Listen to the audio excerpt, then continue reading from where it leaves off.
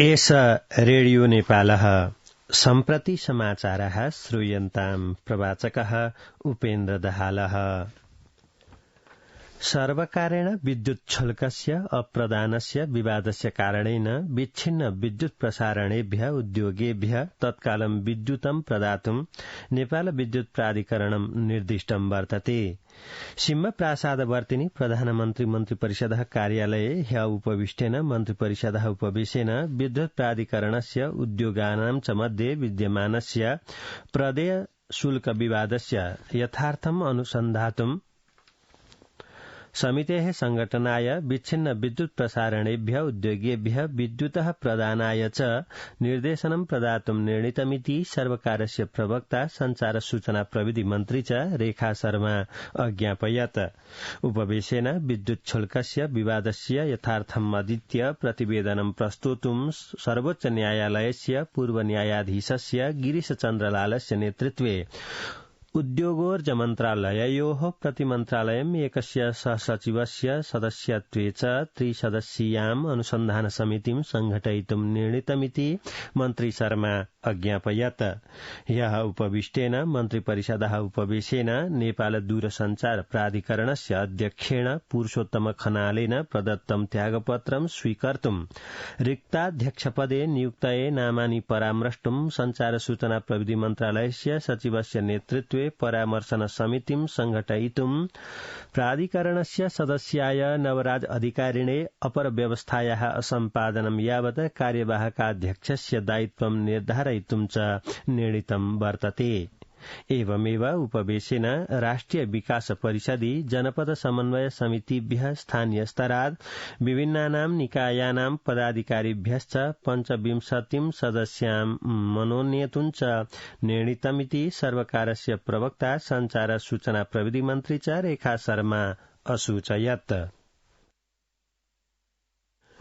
प्रधानमन्त्रिणा पुष्पकमलदास प्रचण्डेन वैदेशिक वृत्त्युपार्जनाय विदेशं गन्तुकामेभ्यः श्रमिकेभ्यः अतिरिक्त भारसर्जकं निर्णयं तत्कालं निरस्तीकर्तुं श्रमवृत्ति सामाजिक सुरक्षा मन्त्रालयः निर्दिष्टो वर्तते। प्रधानमन्त्री मन्त्रिपरिषदः कार्यालये ह्यः श्रममन्त्रिणा शरदसिंह भण्डारिणा श्रमसचिवेन विभागीय कर्मचारिभिश्च सह विहिते विमर्शने प्रधानमन्त्री प्रचण्डः मन्त्रालयेन वर्धितं शुल्कं श्रमिकेभ्यः न गृहीत्वा यथावद् प्रस्तावितानां कार्यक्रमाणां क्रियान्वयनस्य व्यवस्थां विधातुं निरदिशत्।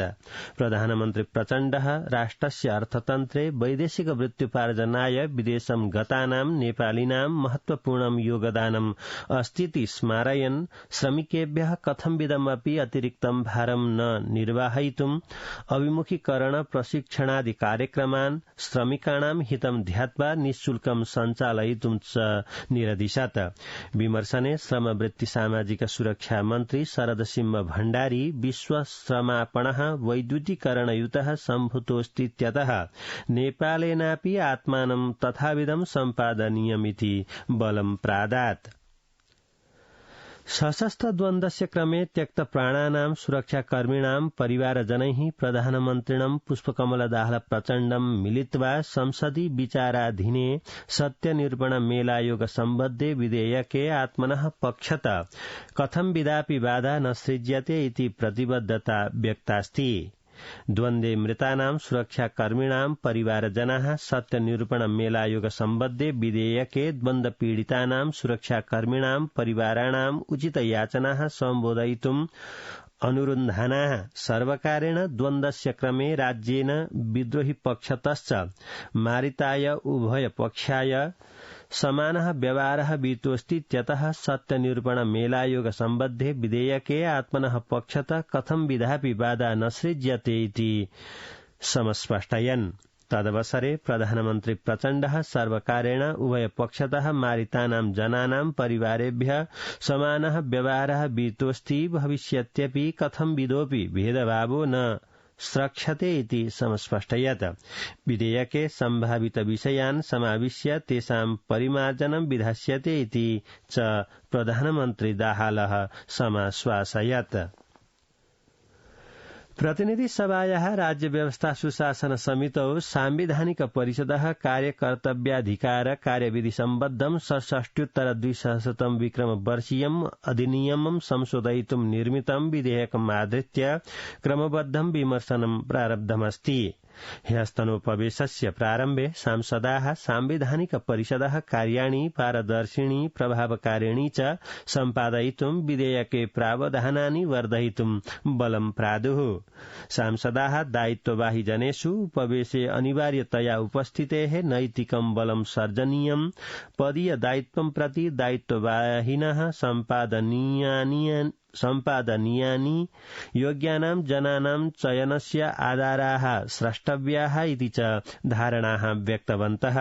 विधेयके सैद्धान्तिकस्य विमर्शनस्य क्रमे उत्थापितान् प्रश्नान् उत्तरयन्ती संचार सूचना प्रविधि मन्त्री रेखा शर्मा परिषदि विद्यमानस्य जनस्य अपेक्षया पदस्य दायित्वस्य गभीरतां बोद्धुम् अन्वरुणत्।